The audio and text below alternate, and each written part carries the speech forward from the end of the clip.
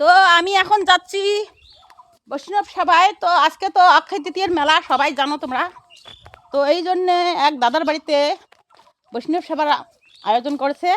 তো সেখানে আমাদের কীর্তনের দলকে আমন্ত্রণ করেছে। তো এই জন্যে আমি বৈষ্ণব সভায় যাচ্ছি।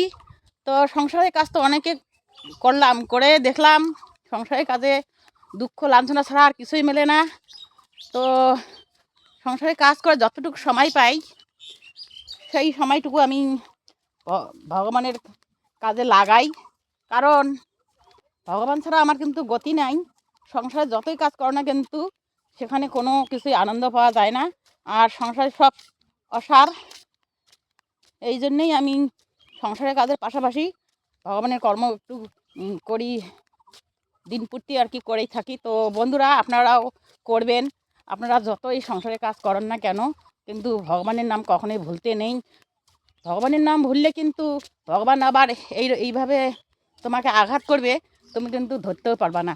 তাই বলছি, সংসারের কাজের পাশাপাশি ভগবানের নামকরণ করিও, তাহলেই তোমার অনেকটাই বিপদ থেকে রক্ষা পাবে।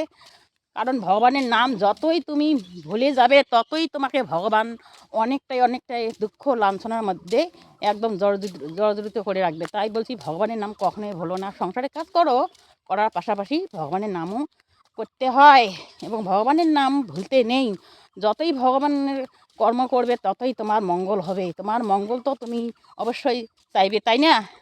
তার জন্যে আমি সবসময় ভগবানের কাছেই আরাধনা প্রার্থনা করি, এবং বন্ধুরা তোমরাও করবেন, তাতেই তোমার জীবনে অনেকটাই উপকৃত হবে। তো বন্ধুরা, বাই বাই, সময় নাই, তাড়াতাড়ি করে রাখ দিলাম।